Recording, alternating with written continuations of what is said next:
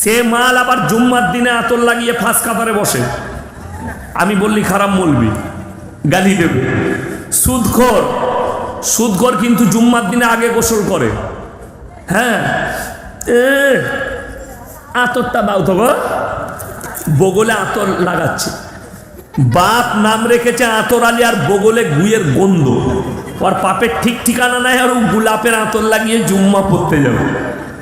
হারামখোর, তোর শরীরের মাংসতে এত দুর্গন্ধ, তো মসজিদ যাওয়াটাই তোর জন্য সারা।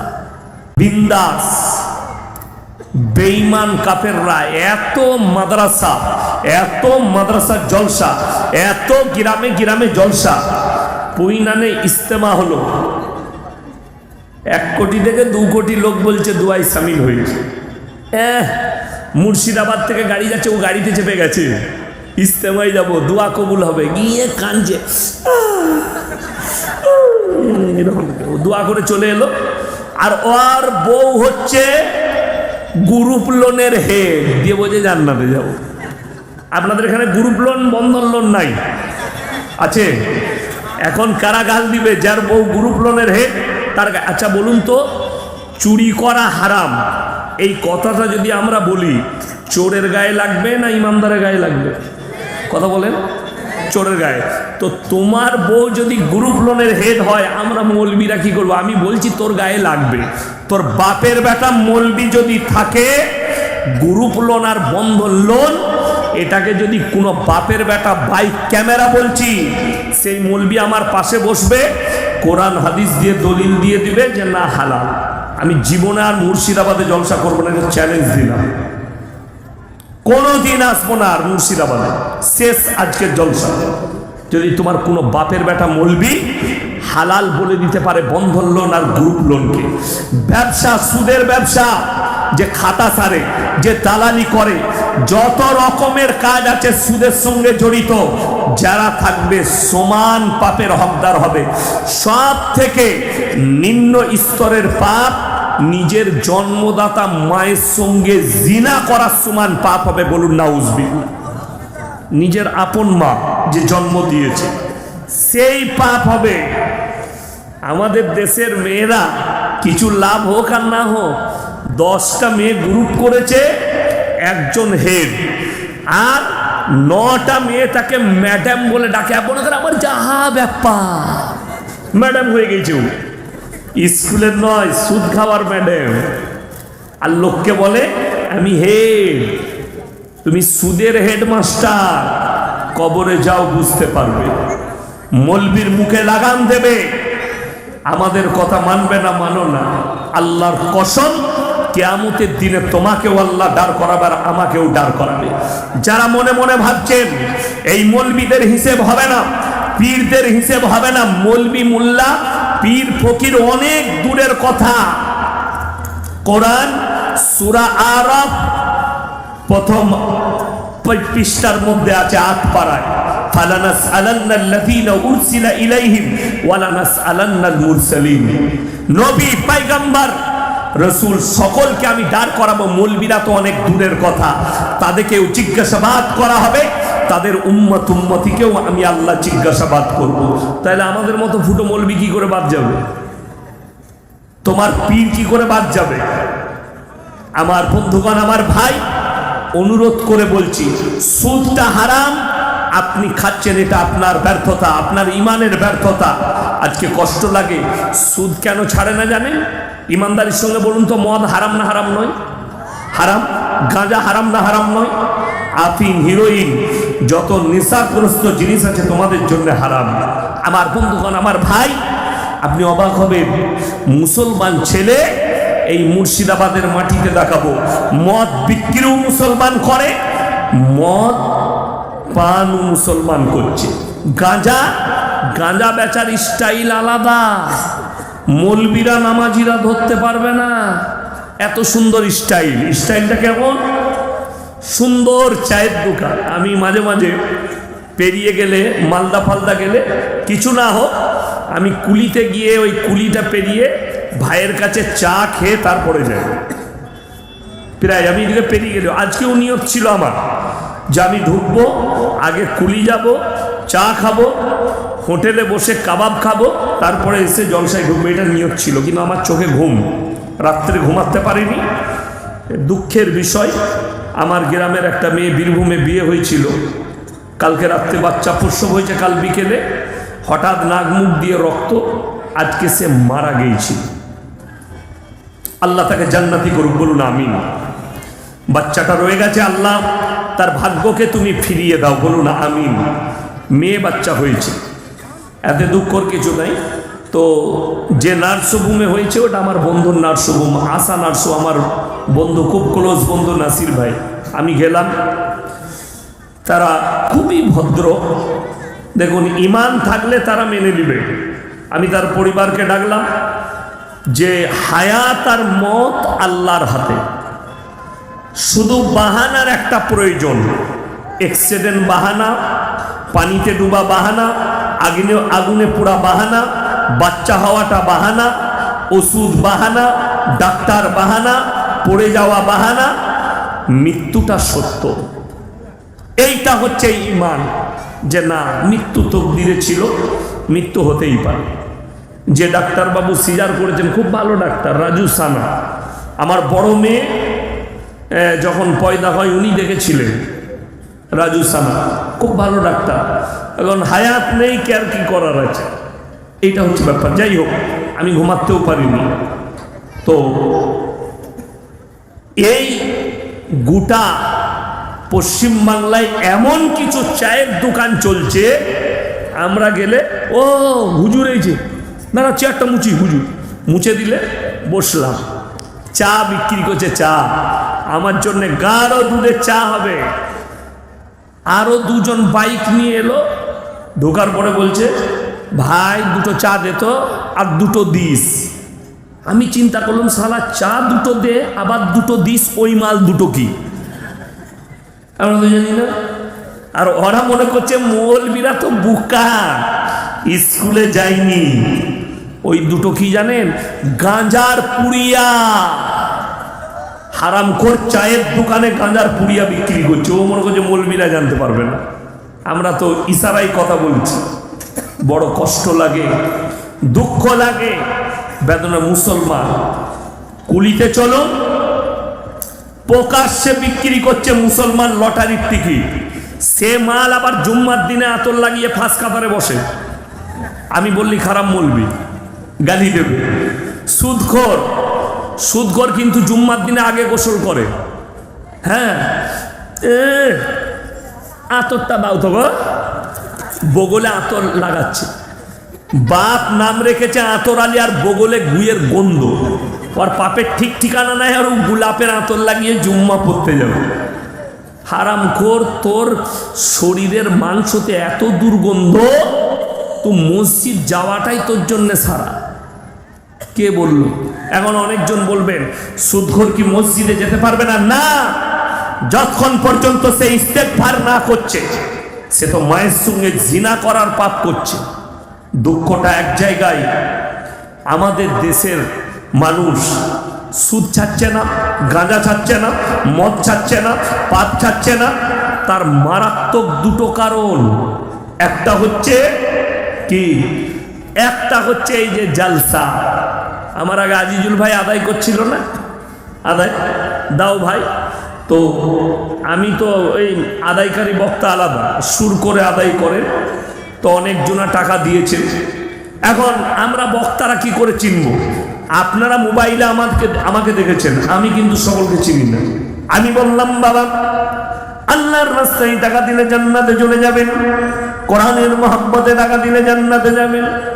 একজন সুদখোর দিলে দেখলে সারা জান্নাতে যাবার লাইনটা হুজুরি বলে দিয়েছে। ছুটে এসে 2000 টাকা দিলে, আমি তো চিনি না সে সুদখোর, আর সে বলছেও না সুদের টাকা। সে বললে আমি দিলাম 2000।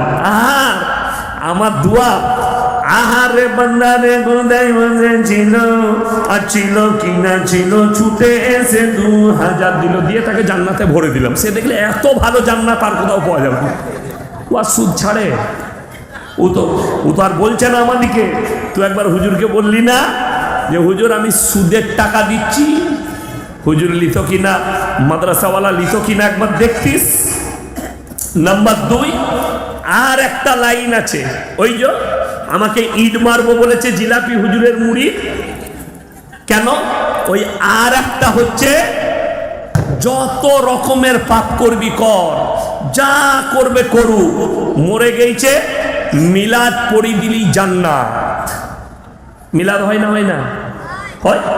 বাবারে, ওটা খানা করে হুজুর মিলাদ পড়াচ্ছে। সবারই কথা বাদ দেন, আমাকেই দাওয়াত দিয়েছে। আমি এলাম বর্ধমান থেকে, বাবা কলজে ভুনা, গুড়দু ভুনা, ভুনা দেশি মুরগি, পোলাও আর রুটি আর কাবাব, খাবারের শেষ নাই। খেয়ে দিয়ে এরপরে মিলাদ পড়িয়ে দোয়া চলছে, চাচার লেগে দোয়া, আল্লাহ তুমি জান্নাতুল ফিরদাউস দান করো, আল্লাহ তুমি আকাম মাকাম দান করো।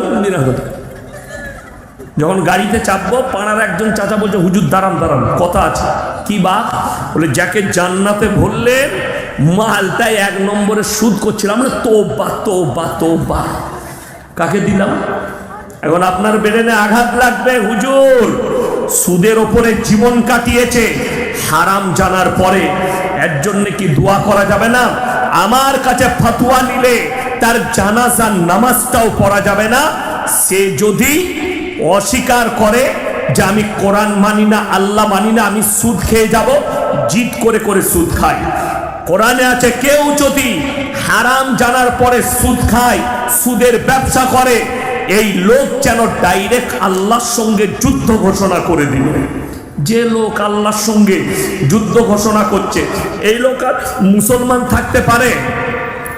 কথা বলে না? এই লোক আর মুসলমান থাকবে না। আমার বন্ধুগণ, আমার ভাই, যে গালি দিবেন গালি দেন, সুদ কিন্তু আল্লাহর কসম হালাল করতে পারবে না, কোনো রাস্তা নেই। তুমি যে মিলাদ পড়িয়ে জান্নাতে যাবে মনে করছো, তোর হুজুর মার খাবে আর তুই রেগি থাক, তুই তো খাবি খাবি, তোর মিলাদ বেরুবে। আমাদের দেশে বাবারে কি বুঝলে, 50 টাকার মাইক, 50 টাকার মলবি আর 50 টাকার মিষ্টি, ও জান্নাত কত লিবিলে। খালি জিলাপি নিয়ে এলি হলো, 2 কিলো জিলাপি 100 টাকা, মাইকের ভাড়া 100 আর হুজুরের 100। এই দেখুন না, জান্নাত। কে জীবনে নামাজ পড়ে না, পুরো বছর নামাজ নাই, এই শবে বরাত আসছে, কালকে রাতে আগুন লাগিয়ে দিবে এরা নামাজ পড়ো। হ্যাঁ, তোর কত হলো? 82। তোর গোটা কলকাতা, হাওড়া, মিটিয়াবুরুজ, হুগলি, মুর্শিদাবাদ সারা রাত কারা ছুটে বেড়ায় জানেন? গুটকা খোরগুলো, গুটকা খোরগুলো আর বাইক নিয়ে মাঝে মাঝে কবরস্থানে যাচ্ছে। আমি আস্তে আস্তে বর্ধমানে দেখলাম টাউনে কবরস্থানটা লাইটিং দিয়ে সাজিয়েছে। দুঃখ হচ্ছে ও মুসলিম ভাইরা দেওয়ালিতে ঘর সাজায় আর এরা শবে বরাতে ঘর সাজায় আর কবরস্থান সাজায়। লাইট দিয়েছে, বলছে কেন? ঘরেতে মোমবাতি দেয়, মোমবাতি। বেদাতিরা কি বলছে? বলছে তোর দাদু আসবে শবে বরাতের দিনে, হোঁজট খেয়ে যাবে, আলো দে। যা বুঝে করগা, মোমবাতি তার থেকে ভালো গোটা গায়ে লাইটিং করে দে, কেউ হোঁজট খাবে না। তার কি হচ্ছে তার ঠিক নাই, ও আর হালুয়া রুটি খেতে হবে খালা, এদের আর রোগ নাই। একজন গুটকাখোর দেখলাম বলেছে জলসায় আমার নাম করে যে এদের পেটে হালুয়া রুটি। আরে মূর্খ, আমি মুম্বাই গেলে মাহমুদ আলী রোডে যাই, হালুয়া আর পরোটা কিনে খাই, কোনো অসুবিধা নাই। কোনো কে বললে হালুয়া খাওয়া হারাম, কিন্তু শবে বরাতেই হালুয়া রুটি করতে হবে, এক থেকে বড় বেদাত আর কিছু নাই। না এমনি নামাজ পড়ে না খালা, বাবা রে নেকি পাবে শবে বরাতে, সকাল থেকে আটা সানছে, জান্নাতে যাবে রুটি বেলে। তো জান্নাত পড়ে আছে, নামাজ নাই, রোজা নাই, কিচ্ছু নাই, খালা শবে বরাতের রুটি বেলে আর হালুয়া করে। বিহারের একটা বক্তাকে দেখলাম বলছে হালুয়া বানায়ে হাম, কিতাব মে ঢूंढे ओ, हलवा किधर है बेटा? हलवा कढ़ाई में रहता है, किताब में नहीं। मेरे दोस्त, हमको भी मालूम है किताब में नहीं है, इसीलिए तो हम लोगों ने मना किया। तुम्हारा कड़ाई में है, हमने खाने के लिए मना नहीं की, बल्कि हमने ये मना कर दिया कि तुम सबे बारात में जो हलवा रोटी बनाते हो ये बिदात है, हमने ये मना किया। আমার বন্ধুগণ, আমার ভাই, 5 ওয়াক্তের নামাজ পড়া ফরজ না ফরজ নয়? কথা বলেন, ফরজ। এই শবে বরাতের রাতে যতগুলো মাল ছুটে বেড়াচ্ছে তারা সারা বছর নামাজ পড়ে না, খালি শবে বরাতের নামাজ পড়বে। ইমানদারির সঙ্গে মাধ্যমিক পরীক্ষা শুরু হয়েছে না হয়নি? হয়েছে তো আজ থেকে। একটা ছেলে কোনো পরীক্ষা দেয় নাই, খালি হাতের কাজ কর্মশিক্ষা নিয়ে চলে গেছে, দিয়ে স্যারকে বলছে স্যার আমি কত নম্বর পাবো, তাকে ঝাঁটা করে নম্বর দিবে না? দিবে না, বলবে জুতোটা নিয়ে তোকে নম্বর দিচ্ছি ঝাঁটায়। তো এর জীবনে 1 ওয়াক্তের নামাজ নাই। কবরে ফেরেশতারা জিজ্ঞেস করবে নামাজ সারা বছর পড়ি নাই তো, কিন্তু শবে বরাতে 82 রাকাত পড়েছি। বলে তুই রেডি হ, তোকে কাবাব শেখা করবো। হারামখোর, নফল নিয়ে মারামারি করছিস, ফরজের কোনো জ্ঞান নেই। এই হচ্ছে এদের হাল, নাউজুবিল্লাহ। আল্লাহ মাফ করুক। আমার বন্ধুগণ, আমার ভাই, 5 ওয়াক্তের নামাজ ফরজ, এটা জানা আছে না নেই? আল্লাহ রসুল বললেন যার নামাজ নেই তার মধ্যে ইসলাম নেই। 3টে কোয়ালিটির নামাজি আছে আমাদের দেশে। কটা বললাম? 3টে। 5 ওয়াক্তের, জুম্মার, ঈদ আর বাকরা ঈদে। ঈদের দিনে লাফাই কোন মাল কটা? ওই কটায়। গলায় লাল তোয়ালি, সাদা জামা, সাদা লুঙ্গি, সাদা জুতো, ঈদগায় পেছনে কাঁধে হুজুর একটু নিয়তটা বলে দিন তো। নিয়ত নিয়ে কি করবি বে? দরুদ শরীফ জানে না, আত্তাহিয়াতু জানে না, রুকু সিজদা তাসবিহ জানে না, ও নিয়ত নিয়ে ধুয়ে খাবে। আমি যেখানে নামাজ পড়াই, একজন ছুটে এসে আমাকে বলছে হুজুর নামাজের আগে নিয়তটা বল। আমি মোটেই বলবো না, আমার যা পারিস করে লে তুই। তাকে জিজ্ঞেস করছি দরুদ শরীফ জানিস? না। আত্তাহিয়াতু না। আমি তুই গিয়ে খালি মাথা ঠক তোর এমনি হয়ে যাবে, তো কিচ্ছু করতে হবে না আপনাকে। আমি এইখানে বলে যাচ্ছি, বাহাদুরপুরে আপনার এলাকায় খুঁজলেন, আমি এই এলাকাতেও জানাজার নামাজ পড়তে এসেছি, নাম করব না কোথায়, তাদের চুলকুনি শুরু হয়ে যাবে, আমি নাম করে দিব। কে বুঝলেন? আমার ভাইজান এই তো ইনিও ছিলেন, আমি নাম করব না কোথায়, জানাজার নামাজের ইমাম ইনি ছিলেন, চুলকুনি হয়ে যাবে। 1 ওয়াক্তের নামাজ পড়ে না। জুম্মার জোহরের পরে জানাজার নামাজ হবে, ফরজ নামাজের নামাজিরা 5 ওয়াক্তের নামাজিরা নামাজ পড়ছে, আর ও হযরত উজু করে দাঁড়িয়ে আছে, ও খালি জানাজার নামাজ পড়বে। ঠিক বললাম না ভুল বললাম? ও তো আলু গোশ খেতে এসছে, কথাটা বুঝতে পারেননি? ও আলু গোশ খেতে এসছে। আমার বন্ধুগণ, আমার ভাই, অনুরোধ করে বলছি নামাজের গুরুত্ব দেন, আপনার কাছে গুরুত্ব নেই। লাল তোয়ালি, তোয়ালিটা কার? শাশুড়ির। জামাটা কার? শাশুড়ির। লুঙ্গি কার? শাশুড়ির। আন্ডার প্যান্ট কার? শাশুড়ির। বললে তোর কি আছে? বলে ন্যাংটো লোকটা খালি আমি, দেও জান্নাতে যাবে। মুর্শিদাবাদের মেয়েদের তো বিয়েই হবে না অ্যাপাচি বাইক না দিলে। ঠিক বললাম না ভুল বললাম? অ্যাপাচি বাইক লাগবে। অ্যাপাচি বাইকটার নাম মুর্শিদাবাদ নদিয়ায় রাখা হয়েছে জামাই বাইক। আপনারা জানেন না, আমি কিন্তু খুব কঠিন জিনিস, আমি সব খোঁজ রাখি, কোথায় কি চলছে। বিয়ে হচ্ছে আমার বেটাকে একটা অ্যাপাচি লাগবে। তুই বেটা পয়দা করেছিস না তুই হিজড়ে পয়দা করেছিস? হ্যাঁ, ও তো হিজড়ে পয়দা করেছে। আমরা মৌলবীরা বিয়ে করেছি, 1 পয়সা লাগে না, আল্লাহর কৃপায়। দিয়ে আল্লাহকে আমাদেরকে সুখী রাখেনি। বলে দিই, সব থেকে ভালো যাদের মনে হবে যে আমার বেটার কিছু নাই, বেটার বিয়েতে পণ নিতে হবে, গাড়ি নিতে হবে, যৌতুক নিতে হবে, পলসন্ডা টোলে গিয়ে শাড়ি পরে হাততালি মারবেন, হিজড়ে সেজে, অনেক দাম। ওদের মূল্য আছে কিন্তু তোমার মূল্য নাই। 20 রমজান থেকে বউকে বলছে ফোন কর কেন, ফোন কর কেন কেন? ও হারাম করে আন্ডার প্যান্ট কেনারও ক্ষমতা নাই, শাশুড়ি পাঠাবে তবে পড়বে। তুমি বলছো যে আমি দিনের ওপরে প্রতিষ্ঠিত আছি, তোমার নিজে তুমি একবারও তোমার ইমামকে জিজ্ঞেস করেছো যে আমি যে যৌতুক নিচ্ছি এটা কি শরীয়ত সম্মত? জিজ্ঞেস করনি। আজকে মুসলমান ইমান থেকে সরে যাওয়ার কারণে, দিন থেকে সরে যাওয়ার কারণে এতগুলো বিপদ আপনাদের কাছে এসছে। বেঈমান কাফেররা তাদের মিশনে একটাই কারণে কামিয়াব হলো, তাদের উদ্দেশ্য ছিল মুসলমান যেন কোরআন থেকে সরে যায়। কামিয়াবি লাভ করেছে। আজকে 100টার মধ্যে 90টা মুসলমান কোরআন পড়তে জানে না। ঠিক বললাম না ভুল বললাম? তারা চেয়েছিল এরা যেন মসজিদ থেকে দূরত্ব বজায় রাখে, এরা যেন নামাজি না হয়। আজকে 100টার মধ্যে 80টা মুসলমান বেনামাজি, নামাজি পড়ে না। রাসূল সাল্লাল্লাহু আলাইহি সাল্লামের হাদিস, আখরি জামানায় তোমরা বুঝতে পারবে দাজ্জাল আসার সময় হলে, কিয়ামতের আলামতের মধ্যে মারাত্মক আলামত দাজ্জাল আসার সময় হলে। কি করে বুঝবে? তোমরা বুঝতে পারবে যখন মুসলমানের কাছে হারাম জিনিসগুলো হালাল হয়ে যাবে, অবৈধগুলো বৈধ হয়ে যাবে, তখন বুঝতে পারবে কিয়ামত কাছে চলে এসছে। আজকে একটা মুসলমানকে হারাম হালালের কথা বললে তার গায়ে বাজে। একটা মুসলমানকে দিন বুঝাতে গেলে আপনি কি মনে করেছেন নামাজ, রোজা, হাদিস, কোরআন, আপনি কি মনে করেছেন খালি 5 ওয়াক্তের নামাজ, কালমা, রোজা এটারই নাম ইসলাম? না, শুধু এটা ইসলাম নয়, মাথা থেকে পা পর্যন্ত পরিপূর্ণ জীবন ব্যবস্থার নাম ইসলাম।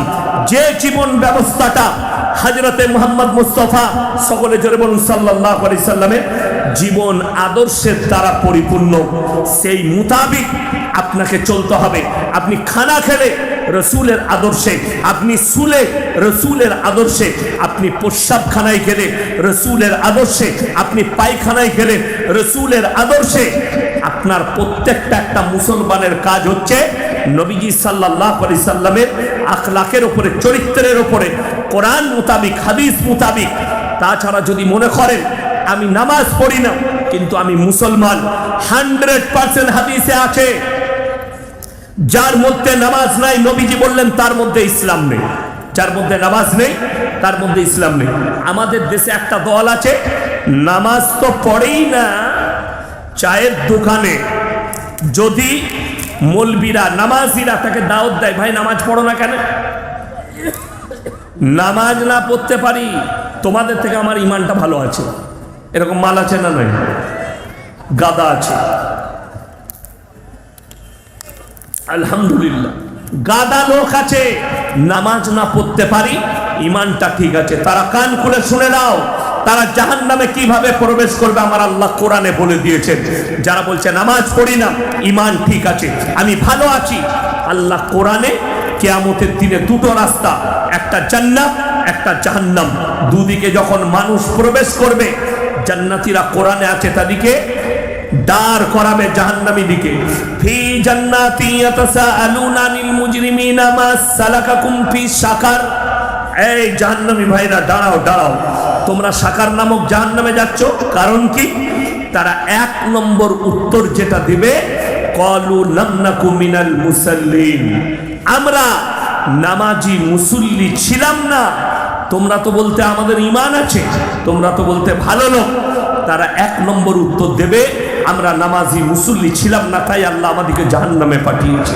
ওয়ালাম নাকু নুতিমুল মিসকিন, আর আমরা মিসকিনকে খানা খাওয়াইতাম না, তাই আল্লাহ আমাদেরকে জাহান্নামে পাঠিয়েছে।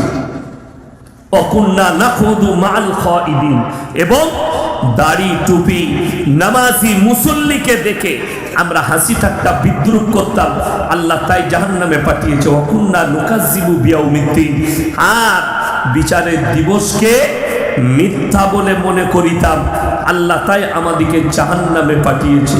আমার বন্ধুগণ, আমার ভাই, সবাই হাত তুলে বলুন তো 5 ওয়াক্তের নামাজি হব ইনশাআল্লাহ। ইনশাআল্লাহ নামাজ কেউ ছাড়বেন না। যুবক, যুবতী, আরে শয়তানের কাজ কি জানেন? কোরআনে আছে, ইন্না শাইতানা লিল ইনসানি আদুউম মুবিন। শয়তান হচ্ছে মানুষের একটা প্রকাশ্য দুশমন, ছোটখাটো নয়, প্রকাশ্য দুশমন। শয়তান মানুষের প্রকাশ্য দুশমন। আপনি নামাজ না পড়লে শয়তান এত খুশি হয়, আপনি ঈদ বকরা ঈদে অত খুশি হন না। শয়তান এতটা খুশি হয়। একজন যদি বেনামাজি হয়ে যায়, একটা মুসলমান সে যদি হারাম পথে চলে যায়, শয়তান খুশি হয়। আর যখন একটা মুমিন, একটা মুসলমান সে যখন ইস্তেগফার করে ফিরে আসে, শয়তান মাইয়াত হলে যারা কাঁদে তার থেকেও বেশি কান্নাকাটি করে শয়তান ইবলিস মারদুদ, যে একজন মুমিন হয়ে গেল। ওই জন্য আমার যুবক ভাই, আমার অন্তরের ভাইয়ের, আমার মা বোনেরা, তোমরা বেঈমান কাফেরের আদর্শ থেকে তোমরা ফিরে এসো। আপনি মনে করবেন না কিয়ামত দূরে আছে। কিয়ামতের আলামতগুলো প্রকাশ পেতে শুরু করে দিয়েছে। নাম্বার 1, মারাত্মক কিয়ামতের আলামত শুনেলেন কিভাবে প্রকাশ পেয়েছে। নাম্বার 1, মসজিদ আল্লাহর ঘর যখন দেখবে দুনিয়াদারির কথা চলছে। আজকে মসজিদের ভেতরে ইমামের খুতবা চলে জুম্মার দিনে, লোক দুনিয়াদারির কথা বলে। নাম্বার 2, রাস্তাঘাটে গাধার মতো নারী পুরুষ জিনা করতে লাগবে, আজকে প্রকাশ পেয়েছে। আরে রাস্তাঘাট তো দূরের কথা, বেশিরভাগ দেশে পৃথিবীর, জানি না কোন কোন দেশে আছে, বেশিরভাগ দেশে, আমাদের দেশে আইন আছে 18 বছরের নিচে বিয়ে দেওয়া যাবে মেয়েদের, কথা বলে না, এটা দেশের আইন। এটা অনেক দেশে আছে, শুধু ভারতে নয়। ভারত আছে, ব্রিটেন আছে, আমেরিকা আছে, লন্ডন আছে, জাপান আছে, জার্মান আছে, অস্ট্রেলিয়া আছে, নিউজিল্যান্ড আছে, ব্রাজিল আছে, দামি দামি দেশ। এখন 1 মাস থেকে আমেরিকার একটা লিস্ট ছুটে বেড়াচ্ছে, রিপিস্টরা ধরা পড়েছে। দেশের দামি দামি লোকের ভিডিও ভাইরাল হয়েছে, যারা আইনের পথে বসে আছে, যারা গদিতে বসে আছে, তাদের সব ফটো ভাইরাল হচ্ছে। একটা আইল্যান্ডে এক হারামখোর সে মারা গেছে আমেরিকার। সে আইল্যান্ড ছিল আইল্যান্ড, সেখানে দেশের বিভিন্ন দেশের দামি দামি নেতা লোকরা যেত, 12 বছর 14 বছর 16 বছরের মেয়েদের সঙ্গে তারা অ্যাশ করত, মানে জিনা করত। তাহলে যে লোকটা আপনাকে বলছে 18 বছরের নিচে বিয়ে করতে পাবে না, সেই লোক যদি আইন ভঙ্গ করে, তাহলে আপনি ভেবে দেখলেন নবীজির হাদিস কত সত্য। রাস্তাঘাটে আল্লাহর নবী সাহাবীরা বললেন, ইয়া রাসূলুল্লাহ, এটা কি সত্য গাধার মতো মানুষ জিনা করবে? নবীজি বললেন 100% করবে। আজকে সেটা প্রশ্ন, সেটা সত্যই পরিণত হয়েছে, প্রকাশ হয়ে গেছে আলামতটা। বড় বড় হাইওয়ের ওপরে, এক্সপ্রেসওয়ের ওপরে দামি দামি লোক 4 চাকা গাড়ি দাঁড় করিয়ে রাস্তার উপরে সিন তৈরি করছে। মোবাইল খুলেন, দেখতে পেয়ে যাবেন ফেসবুক, ইউটিউব, টুইটারে এটা নবীজির হাদিস এবং সত্য প্রকাশ হয়েছে। নাম্বার 3, এটা অনেক জনের গায়ে চুলকুনি শুরু হয়ে যাবে, কিন্তু উপায় নেই। আল্লাহর রাসূল বললেন, তোমরা বুঝতে পারবে কিয়ামত কাছে এসেছে, তার মারাত্মক আলামত। অশিক্ষিত মূর্খরা সমাজের নেতৃত্ব দিবে, আর শিক্ষিতরা চুপচাপ বসে দেখবে। জোরে বলুন, ঠিক কিনা? আজকে এই আলামত প্রকাশ হয়ে গেছে। তা না হলে অসীম সরকারের মতো নেমো খারাম কি করে এমএলএ হয়ে গেল? মূর্খ, অশিক্ষিত, বাউল মুষ্টম গান করে। সে বলেছে 27টা শয়তান কোরআন লিখেছে। তার বাপের হিম্মত নাই কোনো মৌলবীর সাথে বসি, যে কোনো মৌলবীর সাথে বসতে পারবে না। এখন আমি কালকে কলকাতার কাছে ছিলাম জলসায়, আমি কালকে একটা কথা বলেছি যে অসীম সরকার হচ্ছে মুতখোর, গোবরখোর, ওর কথা বাদ দিয়ে দেন।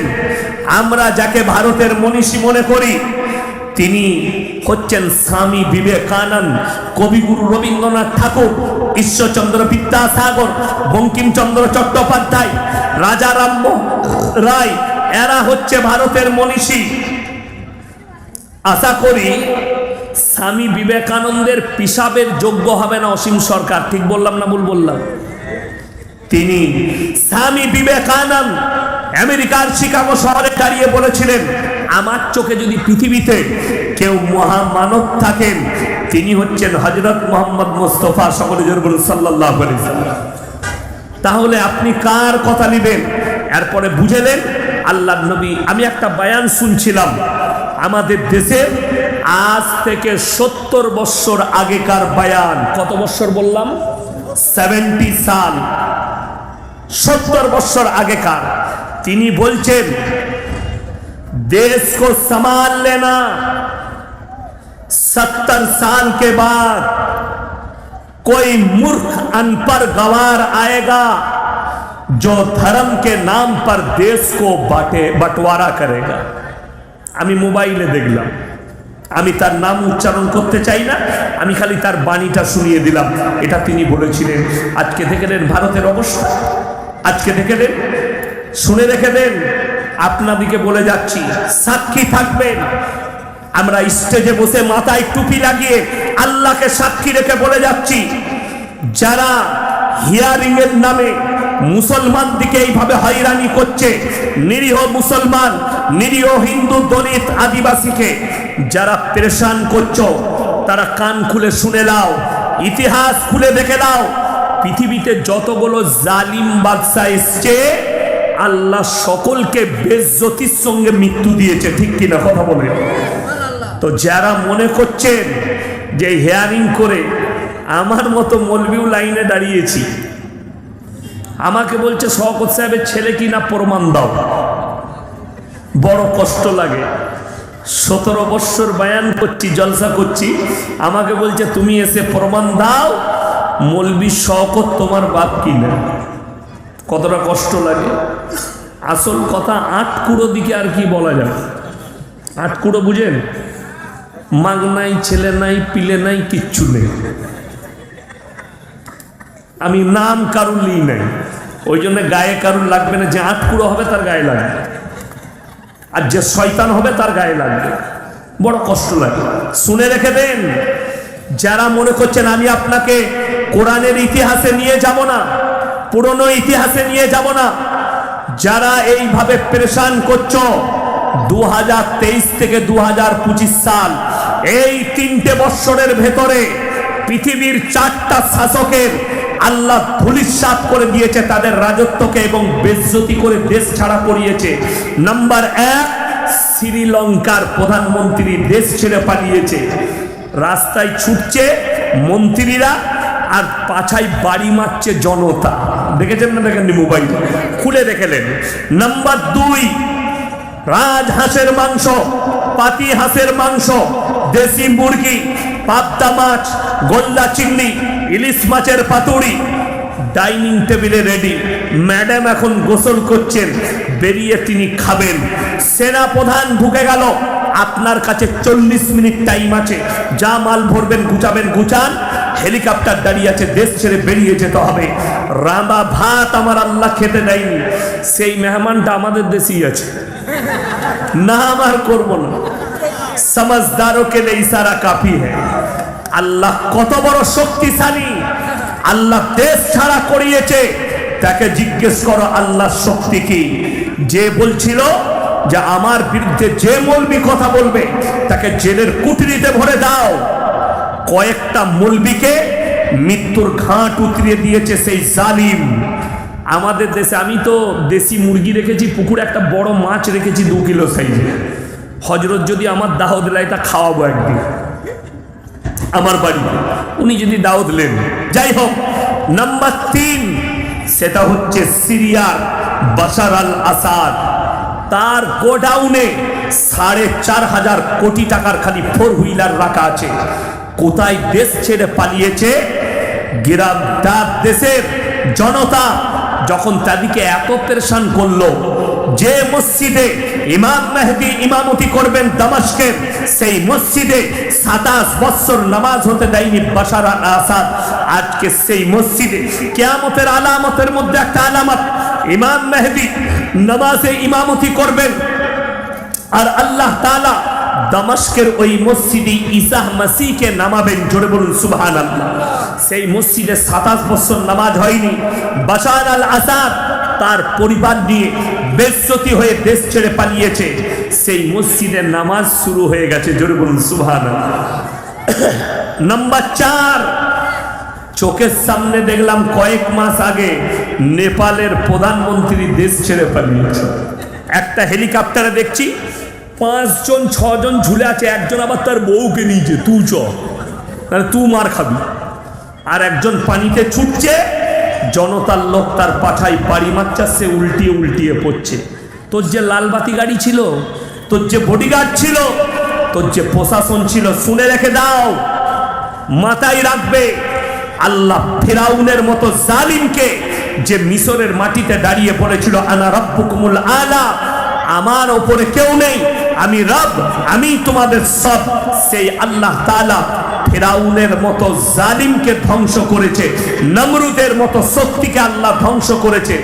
আর তোরা চানা পুটি, তোমরা কি ভাবছো তোমাদের কিছু হবে না? তোমরাও রেডি থাকো। যারা মানুষের কাছে কাগজ চাইছো, জনতা যেদিনে তোমার কাগজটা চাইবে, তুমি আন্ডার প্যান্ট করে ছুটার সুযোগটাও পাবে না। ঠিক বললাম না ভুল বললাম? হ্যাঁ, যত পেরেশান করবে করো, যত কষ্ট দিবে দাও। আপনারা ভয় খাবেন না। হিয়ারিং এ আমার নাম আসেনি, হিয়ারিং এ কাগজ আমার নাম আসেনি, কি হয়েছে? ডিটেনশন ক্যাম্প তৈরি করো না। ডিটেনশন ক্যাম্পটাই থাকলে তো বলবে করো। কটা ডিটেনশন ক্যাম্প করবে? আমি বলে যাচ্ছি আপনাদিকে চিন্তা করতে হবে না। আল্লাহর উপরে ভরসা সবাই রাখবো, জোরে বলুন ইনশাআল্লাহ। আল্লাহ থেকে বেহতার বিচার করনেওয়ালা কেউ নেই। আর আল্লাহ যখন বিচার করে তখন আর আওয়াজ উঠে না। আওয়াজ উঠে না। সেটা ভালো করে চারটা রাষ্ট্র নেতা বুঝতে পেরেছে যে আওয়াজ, আল্লাহর মারেতে আওয়াজ উঠবে না। চারজনই দেশ থেকে বাইরে, চারজনই দেশ ছেড়ে পালিয়েছে, বেইজ্জতি হয়েছে, দেশে আর ফিরতে পারবে না তারা। বড় কষ্ট লাগে, দুঃখ লাগে। আল্লাহ তাআলা এরকম জুলুম যারা করছে, শুনে রেখে দেন, শুধু এরা নয়, যারা এলাকার নেতা আছেন, যারা দেশের নেতা আছো, গ্রামের নেতা আছো, তোমরা মনে করো না যে আমি নেতা হয়েছি, আমি যেটা বলবো গ্রামে অন্যায় বললে অন্যায়টাই হতে হবে। তুমি যদি অন্যায় বিচার করো, আল্লাহর বিচার তুমি কিয়ামতের দিনেও দেখবা, দুনিয়াতেও দেখে নিবে। ওই জন্য শুনে রেখে দাও, জুলুম কারোর উপরে করো না। যদি নেতা হতে চাও, হযরতে উমরে ফারুক রাদিয়াল্লাহু তাআলা আনহুর মতো নেতা হও, তোমার কাছে ন্যায় থাকবে। বড় কষ্ট লাগে। আমি খালি একটা বিচার শোনাবো। কটা বললাম? একটা। বিচারটা কার জানেন? হযরত মুহাম্মদ মুস্তাফা সকলে জোরে বলুন সাল্লাল্লাহু আলাইহি ওয়াসাল্লাম। আমাকে যদি বিচার করতে দেন, আমাদের বিচার তো গাঢ় দুধে চা দিলে বিচার পাল্টে যাবে। 500 টাকা খালি ঢুকে গেলেই হচ্ছে। ড্রেনটা এরকম যাচ্ছে, বেঁকিয়ে তোর ঘরের ভেতর দিয়ে ভদ্দু। কেন? মাল ঢুকে গেছে। এইটা আমি মাদ্রাসায় এক্ষুনি শুয়েছিলাম, আমার পাশে, আমি নাম করব না কে, কেউ ড্রাইভার হবে, সে ফোন করছে যে ভাই, তো আমার নামটা মেসেজ ঢুকে গেছে ঘরের, কেটে দিলি। সে মাল ওই দিক থেকে বলছে 20টা দিলি না, 20,000।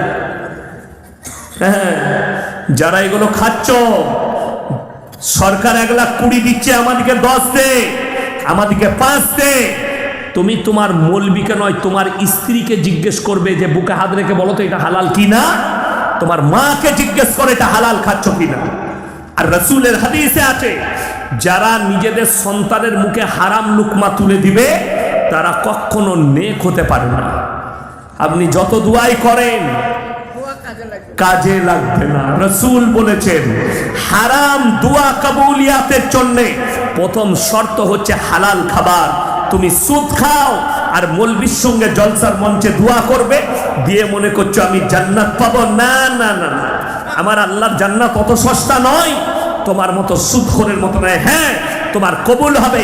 আল্লাহ, আমি তোমার কাছে আজকে হাত তুললাম, আমি আর জীবনে ইস্তেগফার করে নিচ্ছি, না সুদ খাবো, না হারামে যাব। আল্লাহ তাআলা তোমার বিগত জীবনের সব গুনাহগুলো ক্ষমা করে দিবেন। জোরে বলুন সুবহানাল্লাহ। আপনি খালি ক্ষমা চেয়েলেন, আল্লাহর কাছে মাফ চেয়েলেন, আল্লাহ ক্ষমা করবেন। আমার বন্ধুগণ, আমার ভাই, আমার আল্লাহওয়ালা ভাইয়েরা, আমি অনুরোধ করে বলছি, জীবনে বেঁচে থাকতে প্রত্যেকটা ভাইকে বলছি, প্রত্যেকটা মা বোনকে বলছি, কিয়ামতের আলামতগুলো প্রকাশ পেতে শুরু করে দিয়েছে আস্তে আস্তে। নাম্বার 4, সেটা আরো মারাত্মক। নারীরা কাপড় তো পরবে, ন্যাংটো থাকবে কাপড় পরার পরেও।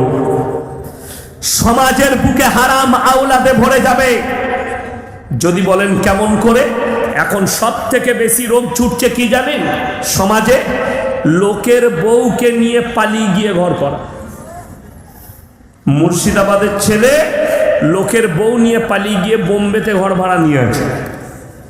সে আরাম করাবার নামাজও পড়তে যায়। হ্যাঁ, বীরভূমের ছেলে মুর্শিদাবাদে লোকের বউকে নিয়ে পালিয়ে, মুর্শিদাবাদের ছেলে বীরভূমে। আমি বলবো না জায়গার নাম, তবে একটা মেয়ে সুরাটে থাকতো, পালিয়েছে, সেই হারামের আওলাদ মোহাম্মদ বাজার একটা ছেলের সঙ্গে আছে। নাম করে বললাম মোহাম্মদ বাজার, বীরভূমের, ওইখানে ঘর ভাড়া নিয়ে আছে সেই হারামের আওলাদ আর এই হারামের মেয়েটা যে জন্ম দিয়েছে, দুজনাই তো হারামের আওলাদ। তা না হলে তো কাজ করতে পারে না। আমার বন্ধুগণ, অনুরোধ, আর আমাদের দেশে কি বুঝলেন, এত কাঠ মৌলবি বেরুইছে, ওরা রাস্তাতে দাঁড়িয়ে আছে, খালি ও যদি নিজের দাদিকে নিয়ে পালিয়ে যায় তা হারাম করে বিয়েটা পড়িয়ে দিবে টাকার লেগে। যা বুঝে করো, খালি মেয়ে হলেই হচ্ছে, ও দেখার দরকার নেই, হিজিরে নিয়ে গেলে বিয়ে পড়িয়ে দিবে ও তো টাকা। হ্যাঁ, বাস্তব বলছি, রাগ করেন না, সবাই নয়, কিছু আছে কাঠ মৌলবি। যেমন হ্যাঁ, আমাকে জানেন কত মৌলবি ফোন করে গাল দিয়েছে, আমি নাম করবো না কোন কোন। বীরভূম থেকে গাল দিয়েছে একজন মৌলবি ফোন করে। কেন? আমি ওই যে বললাম যে চোর হবে তার গায়ে লাগবে। আমি যদি চুরি হারাম বলি, আমি বয়ান করেছি একটা জলসায় 1 মাস আগে, প্রচুর ভাইরাল হয়েছে। 2 বছর আগে হয়েছিল, আবার 2 মাস আগে করেছি, সেটাও ভাইরাল হয়েছে। কি? মারুতি ভ্যানে মাইক টাঙিয়ে গ্রামে গ্রামে আদায় করা। আমি বলেছি এদিকে আটকাও, গাড়িগুলো কেড়ে নাও, চালগুলো কেড়ে নাও, কোনো কাছের মাদ্রাসায় দিয়ে দাও। কেন? যদি আপনি 100 টাকা দেন, 75 টাকা হারাম করলে ইলাই 25 টাকা মাদ্রাসা পাই। একদম সত্য কথা বললাম। যদি না হয় মোবাইল আমাকে হোয়াটসঅ্যাপে সালাম পাঠাবেন, আমি কালকে খুঁজে ঠিক বার করে দেবো। ফেসবুকে ছুটছে আমার শ্বশুর গ্রামের পাশের গ্রাম, সেই গ্রামে কোনো মাদ্রাসা নাই, এক হারামখোর সেই গ্রামের নামে একটা মাদ্রাসার বিল ছাপিয়ে বসে আছে। তার ঘরে যখন গেছে দেখছে 6টা মারুতি ভ্যান আছে, 6 জনকে রেখেছে। আমাকে 50 টাকা দিবি, তোরা 50 টাকা দিবি। মাদ্রাসা ফাদ্রাসা কিচ্ছু নাই, 20 বিঘে জমি করেছে, 3 তলা বিল্ডিং, তার কোনো কাজ নাই, পুলিশে অ্যারেস্ট করলো। বাস্তব বলছি, সত্য ঘটনা। এটা তো আমার কোনো দায় নাই, কে চুরি করছে বুঝে দেখ, সে আল্লাহর কাছে জবাব দিবে। আমার সব থেকে বড় দুঃখ যে কিছু আমার হিন্দু ভাই, কিছু অমুসলিম ভাই, এদের কারণে আমাদিকে ভাবে এদের মৌলবীরা ভিক্ষা বৃদ্ধি করে খায়। আর কিছু মাদ্রাসাওয়ালা, আমি বলেছি ওই মাদ্রাসাগুলো রাকাত থেকে তালা মেরে দেওয়া ভালো।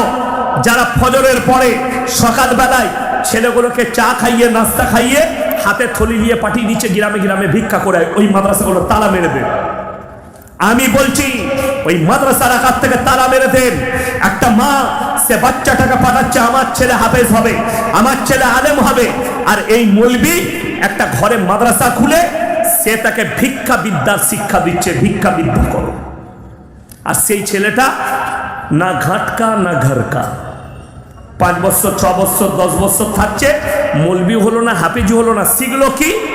ভিক্ষা বৃদ্ধি করা। দিয়ে মাইক টাঙিয়ে আল্লাহ রাস্তায় দিলে মাগো দিয়ে রাস্তায় আদায় করছে। আর অমুসলিম ভাইরা আমাদেরকে বলছে তোমরা ভিক্ষা বৃদ্ধি করে খাও। কে বললে মৌলবীরা ভিক্ষা বৃদ্ধি করে? আমি 1 মাস আগে ত্রিপুরা থেকে নেমেছি, ভলভো বাসে চেপেছি, Asansol to Kolkata Volvo bus, আমার বাড়ির কাছে নামবো। আমার পাশে একজন পানাগড়ে বাড়ি, অমুসলিম ভাই, হিন্দু ভাই বসলো। সে আমাকে মোবাইলে দেখালো, হুজুর আমি ট্রেনে আসছিলাম, চাকরি করি, আমি আপনারই বয়ান শুনি, খুব ভালোবাসি আপনাকে, তো পাশাপাশি সিট পেলাম, বসলো। বলে আমি একটা প্রশ্ন করো, বলুন। বলছে আপনাদের সব ভালো লাগে, আপনারা এই মারুতিতে মাইক টাঙিয়ে ভিক্ষা কেন করেন? আমরা কত বড় আসপর্দা, আমি কবে গেছি? বলে না আপনি নয়, আপনাদের মতনই মৌলবীরা। আমি বললাম আসল কথা আপনি ভাই মৌলবি চিনতে পারেননি। বলে কেন?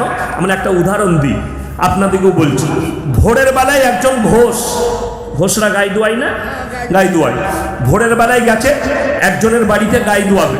তো একটু মুখ আন্দার আছে, অন্ধকার, সে ঢুকেছে গোয়ালে, গাই মনে করে এড়ে গরুটাকে দুয়ারতে গেছে, মেরেছে লাত, তখন দেখছে এড়ে গরু। কেন? গায়ের মতো মুখটা, গরুটা কিন্তু এড়ে, এর নাম হচ্ছে গাই মুখো হেলে। কথা বুঝতে পারেননি তো? মৌলবি গোছের অনেক মাল বেরিয়ে গেছে, মাথায় টুপি, মুখে দাড়ি, লম্বা জামা, মাইক টাঙিয়ে আদায় করছে। আমি আমার গ্রামে ধরেছি, আমি বললাম ক টাকা পাও, বেতন কত? বলে হুজুর হাফ হাফ। আমি বললাম আচ্ছা ভাই হাফ হাফ, খরচা কার? বললে মাদ্রাসা। দিয়ে হিসেব করলাম, মাদ্রাসা 25 টাকা পায়, আর সে হারামখোর 75 টাকা নেয়।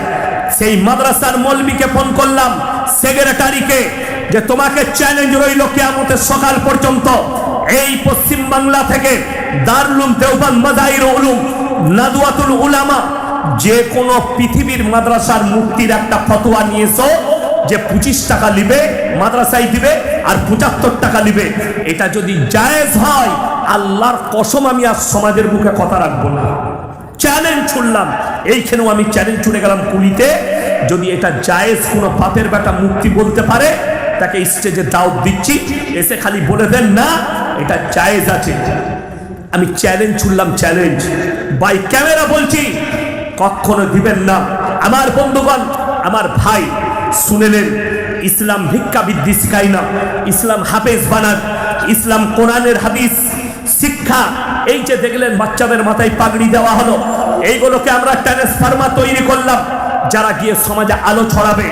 ভিক্ষাবৃত্তি মাদ্রাসায় শিক্ষা দেওয়া হয় না, বরঞ্চ কেউ কেউ এই কাজটা করছে। আমি এটা বলবো না যে কোনো মাদ্রাসায় হয় না, কিছু কিছু মাদ্রাসা করছে।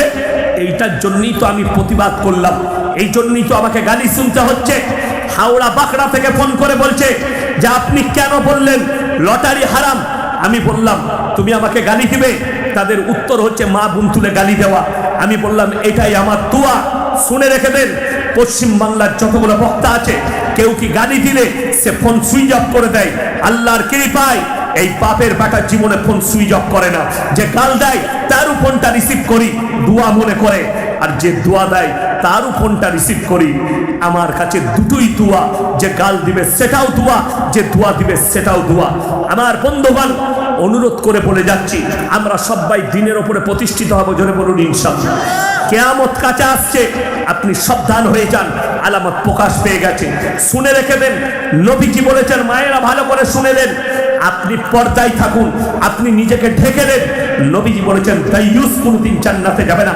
দাইয়ুসকে, দাইয়ুস হচ্ছে ওই পুরুষটা যে তার স্ত্রী বেপর্দায় ঘুরে বেড়ায়, তার বিটি বেপর্দায় ঘুরে বেড়ায়, তার স্ত্রী নামাজি নয়, দিনদার নয়, তার বোন নামাজি নয়, তার মা নামাজি নয়, তার বাড়িতে তার স্ত্রী, কারুর মধ্যে দিন নেই, অথচ এই লোক চুপচাপ তাদের বদদিনীটা দেখে। এই লোক হচ্ছে দাইয়ুস, আর দাইয়ুস কোনোদিন জান্নাতে প্রবেশ করবে না। আমার ভাই, সবাই নিয়ত করি আমরা মা বোনের দিকে পর্দায় আনবো, জোরে বলুন ইনশাআল্লাহ। বেঈমান কাফেররা একটা কাজ শুরু করেছে, জানেন কি সেই কাজটা? সেটা হচ্ছে এদিকে বেপর্দা করে দাও, স্কুল কলেজ ইউনিভার্সিটির ছেলেদের ইমান ধ্বংস করো। হাত তুলে বলুন তো, কোরআনের সাথে কে কে মহব্বত করবেন? হাত তুলেন, তাড়াতাড়ি হাত তুলেন, জোরে বলুন ইনশাআল্লাহ। এই কোরআন হচ্ছে মুকাদ্দাস কিতাব, এই কোরআনকে সিনেতে সবসময় রাখেন। আমার বন্ধুগণ, আমার ভাই, আমি জানি লাস্টে বলবো, তিনটে ব্যক্তি যদি রাস্তাঘাটে, বাড়িতে, কোনো জায়গায় হাত পাতে, আপনি হাতকে ফিরাবেন না, জোরে বলুন ইনশাআল্লাহ। কটা বললাম? তিনটে। ওয়া আতিদাল কুরবা, কাছের গরিব, ওয়াল ইয়াতামা ওয়াল মাসাকিন, এতিম আর মিসকিন, ওয়াবনাস সাবিলি ওয়ালা তুবাদ্দিল তাবদীরা। আর মুসাফির, এই তিনজন যদি হাত পাতে, এদের হাতকে ফিরিও না। এই তিনজনের দোয়াকে আল্লাহ কবুল করে নেবেন। আজকের এই জালসায় সব থেকে বড় মুসাফিরকে আমি। আজিজুল ভাই তো আপনাদের ঘরের কাছের লোক, শেখপাড়া। আজকের জালসার সব থেকে বড় মুসাফির আমি, বর্ধমান থেকে এসেছি। কেন বললাম জানেন? আমি এখানে থাকবো না, বাড়ি যাব না আজকে, আমি এখান থেকে রওনা দেবো, কালকে শিলিগুড়ির কাছে জালসা আছে, আমি এক্ষুনি গাড়ি ছেড়ে বেরিয়ে যাবো। অনেক দূর, সারা রাত আমার গাড়ি চলবে, হয়তো ফজরের দিকে পৌঁছাবো, কিংবা মালদায় ফজর হবে, এরকম কিছু একটা হবে। যাই হোক, আমি মুসাফির মানুষ, আপনাদের কাছে বেশি নয়। কোরআনে পারা কটা আছে বাবা?